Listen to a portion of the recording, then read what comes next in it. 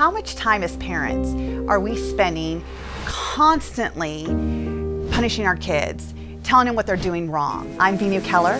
It's time to redefine parenting and give your kids a childhood they won't have to heal from. I'm Veenu Keller, and today we're going to be talking about how do we focus on our kids' strengths versus their weaknesses. I know as a parent of six kids, that parenting doesn't come easy all the time. We get so busy as parents doing the work that we need to do, even if we're not working, like we're on the weekends, we're doing chores, we're doing laundry, and all of a sudden your child does something, and we stop what we're doing, and we tell them, you shouldn't be doing that. What did I tell you to do? You need to be focusing on your room. Sound familiar? If any of this that I'm talking about resonates with you, please go ahead and leave in the comment what happens with you when your child interrupts you and needs your time and it's over something negative. Because I know for me, that is one of my biggest pet peeves. How did I learn to get over that? How do I teach my clients to get over that? What I realize is that our kids will act up more to get our attention when they don't know how to get our attention for the things they're doing right.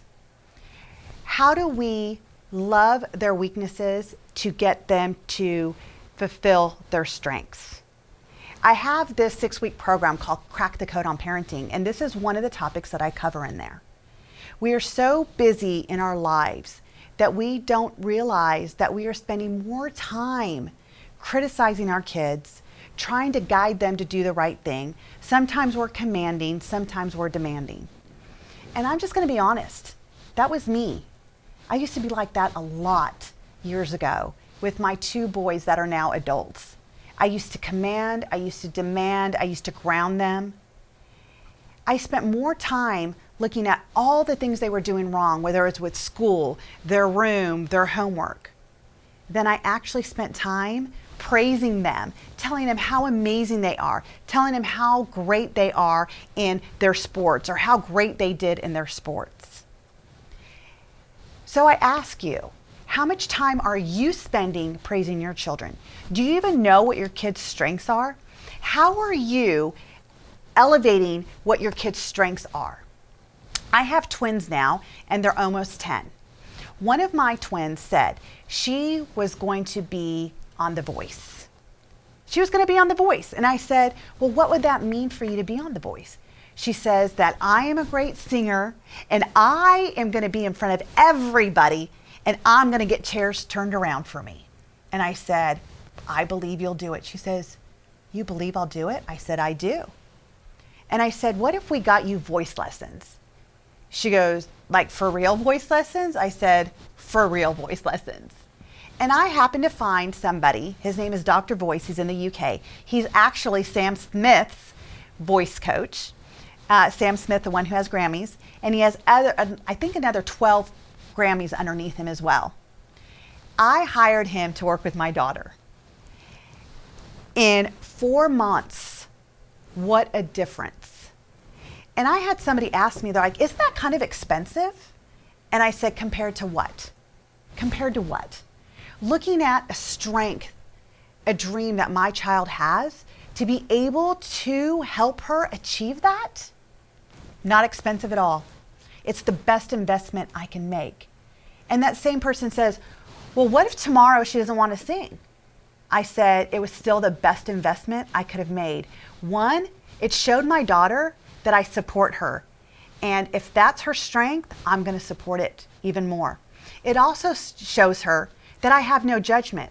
I'd rather invest the time and the money now to realize that's not really what she wants to do than go years and years and years not investing in it, not supporting her, to find out that she was never able to make that dream because no one believed in her. My son found out that he loved soccer. This is the other twin. What did we do? We immediately went and got goals for him. We got balls for him. We got cones for him.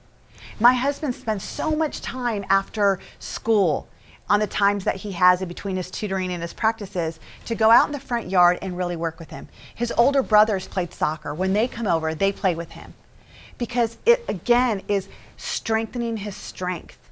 We now spend more time talking about things that they're doing great than we are spending time on things that they're not.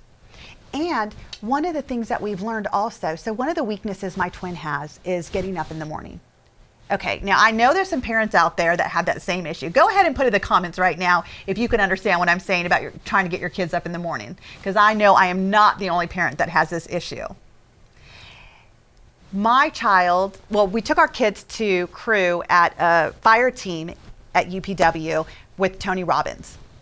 And one of the things we say on fire team is we don't quit when we're tired, we quit when we're done. And my son wore that statement as a badge of honor, because not only did he start with us at 7 o'clock in the morning, the fire team, he didn't end until 4 o'clock in the morning, and he was up and he did it. And I looked at him, I said, I'm so proud of you. He says, because we don't quit when we're tired, we quit when we're done. And all of a sudden I thought to myself, how could I love his weaknesses into his strength? We got home. A few days later, he had to get up in the morning to go to school.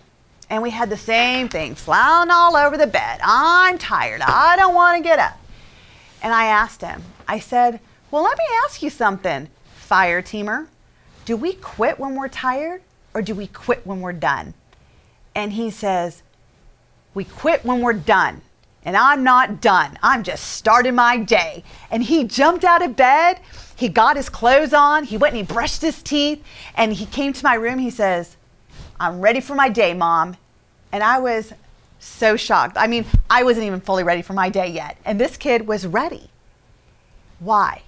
Because I took something that he loved, a strength in him, to really bring out the part that I thought was his weakness. So instead of getting mad at him for not getting up or running late, I used something that lit him up.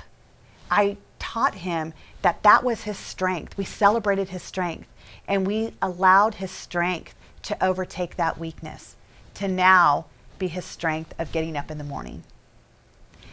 If you want to find more information about teaching your children to love their weaknesses into their strength, check out my 6-week course called Crack the Code on Parenting.